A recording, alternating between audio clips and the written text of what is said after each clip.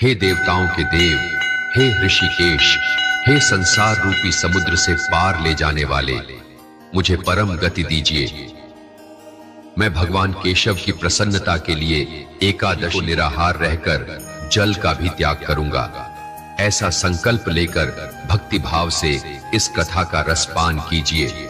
श्री हरि विष्णु आप पर कृपा करेंगे।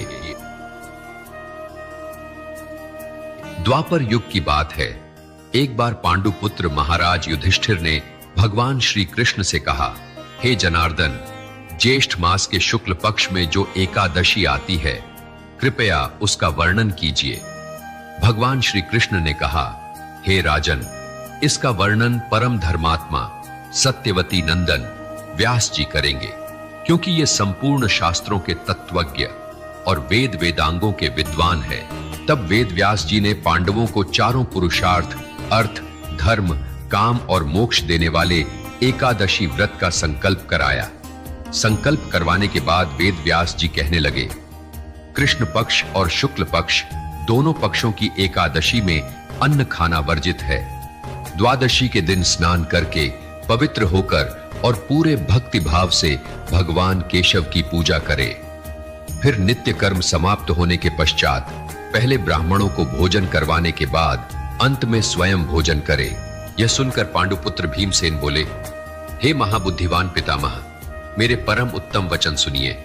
महाराज युधिष्ठिर, माता कुंती, द्रौपदी, अर्जुन, नकुल और सहदेव ये सभी किसी भी एकादशी को कभी भोजन नहीं करते हैं तथा मुझसे भी हमेशा यही कहते हैं कि भीमसेन, एकादशी को तुम भी भोजन नहीं खाया करो। तब हे तात, मैं उनसे कहता हूं कि मुझसे भूख नहीं सही जाएगी, अतः मैं व्रत नहीं कर सकता हूं। मैं विधि पूर्वक भगवान की पूजा करूंगा और दान दूंगा, किंतु व्रत के बिना एकादशी व्रत का फल कैसे प्राप्त हो? कृपा करके आप मुझे वो उपाय बतलाइए। भीमसेन के वचन सुनकर व्यास जी बोले कि यदि तुमको स्वर्ग अच्छा लगता है और नरक बुरा लगता है, तो दोनों पक्षों की एकादशी को भोजन नहीं करना चाहिए। कृष्ण पक्ष और शुक्ल पक्ष दोनों पक्षों की एकादशी में अन्न खाना वर्जित है।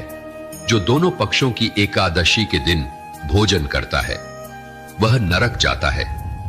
वेद व्यास जी के वचन सुनकर भीमसेन पीपल के पत्ते के समान कांप गए और भयभीत होकर कहने लगे, मैं आपसे सच कहता हूं, मैं एक बार भी भोजन किए बिना नहीं रह सकता हूं, तो फिर उपवास करके मैं कैसे रह पाऊंगा? मेरे उदर में वृक नामक अग्नि हमेशा जलती रहती है और ये मेरे बहुत अधिक खाने पर ही शांत होती है। हे महामुने, मैं पूरे वर्ष भर में केवल एक ही उपवास कर सकता हूं, जिससे स्वर्ग की प्राप्ति सुलभ हो तथा जिसके करने से मैं कल्याण का भागी हो सकूं। कोई एक ऐसा व्रत निश्चय करके बताइए जिससे मेरा कल्याण हो, मैं उसका यथोचित रूप से पालन करूंगा। भीमसेन के वचन सुनकर वेद व्यास जी बोले कि हे भीमसेन, ज्येष्ठ मास में सूर्य वृष राशि पर हो या मिथुन राशि पर शुक्ल पक्ष में जो एकादशी हो, उसका यत्न पूर्वक निर्जल व्रत करो। पंडित जन स्नान और आचमन में जल का त्याग न करे। आचमन करने के लिए मुख में जल डाल सकते हो। आचमन छोड़कर किसी प्रकार का जल विद्वान पुरुष मुख में न डालें। एक माशे सोने की मणि डूबने योग्य जल का आचमन होता है। एक माशा यानी 1 ग्राम से जरा कम। यह आचमन पवित्र और शरीर को शोधने वाला कहा गया है। इससे अधिक जल पीने से वह मद्यपान के समान होता है। एकादशी के सूर्योदय से द्वादशी के सूर्योदय तक मनुष्य जल का त्याग करे तो यह व्रत पूर्ण होता है। इसके बाद द्वादशी को प्रभात काल में अंधकार दूर होने पर स्नान करे और फिर विधि पूर्वक ब्राह्मणों को जल और स्वर्ण का दान करे। इस प्रकार सब कार्य पूरा करके जितेंद्रिय पुरुष ब्राह्मणों के साथ भोजन करें।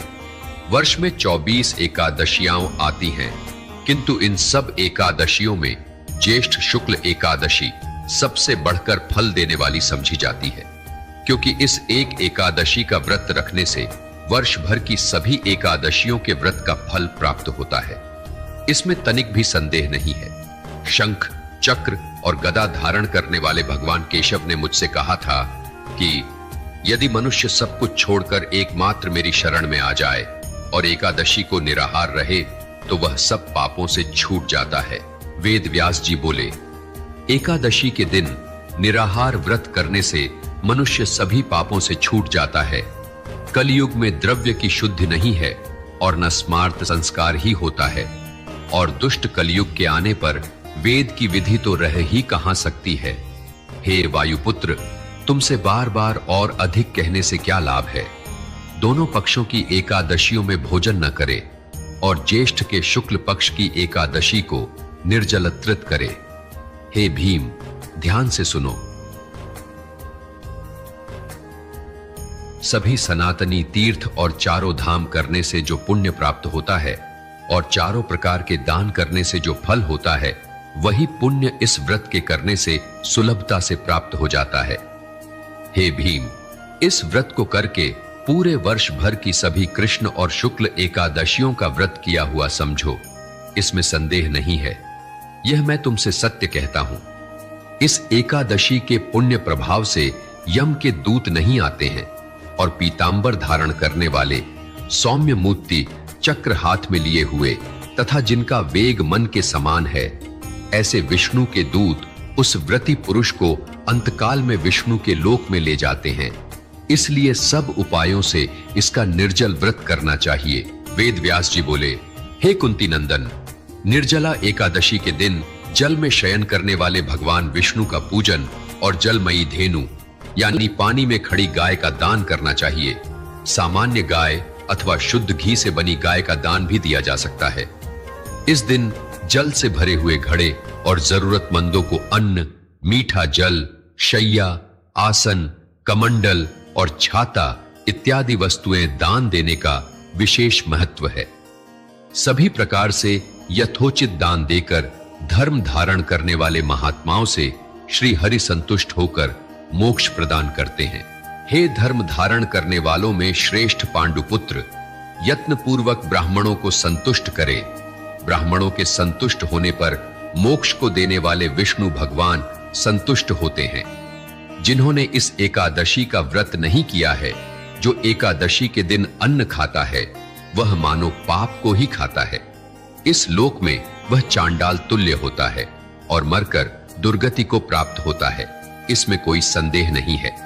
जो भी मनुष्य निर्जला एकादशी का व्रत करता है, वो अपने कुल की बीती हुई 100 पीढ़ियों को और आने वाली 100 पीढ़ियों को वासुदेव के परम धाम में पहुंचाकर स्वयं भी मोक्ष का अधिकारी होता है। एकादशी के प्रभाव से स्त्री पुरुषों के सुमेरु और मंदराचल पर्वत के समान पाप भी भस्म हो जाते हैं। जो इस विष्णु भगवान के प्रिय और अलौकिक दिन नियम पूर्वक जल का त्याग करता है, वही पुण्य का भागी होता है। जो मनुष्य इस एकादशी के दिन श्री गंगा जी में स्नान करता है, वो स्वर्ण दान के फल को प्राप्त करता है। वेद व्यास जी बोले, हे कुंती नंदन वायुपुत्र भीमसेन, निर्जला एकादशी व्रत का नियम पूर्वक व्रत करने वाला मनुष्य सुवर्ण के विमान में बैठकर स्वर्ग लोक को जाता है। भगवान श्री कृष्ण कहते हैं कि जो इस कथा को पूजनीय भक्ति से सुनता है और कहता है, वे दोनों स्वर्ग को जाते हैं। इसमें तनिक भी संदेह नहीं है। चतुर्दशी युक्त अमावस्या को सूर्य ग्रहण के समय श्राद्ध करके मनुष्य जिस फल को प्राप्त करता है, वही फल इस कथा को सुनने से भी मिलता है। ज्येष्ठ शुक्ल पक्ष एकादशी के ही दिन भगवान श्री कृष्ण ने देवी रुक्मणी का हरण किया था। अतः यह एकादशी रुक्मणी हरण एकादशी के नाम से भी जानी जाती है। अपने सनातनी होने पर हमेशा गर्व करें। श्री सीताराम भक्तवत्सल दिव्य संस्थान की प्रस्तुति। कृपया हमारे चैनल को सब्सक्राइब और शेयर करें। अपने सुझाव कमेंट बॉक्स में लिखें और हमेशा रटते रहे। जय श्री राम, जय जय श्री राम।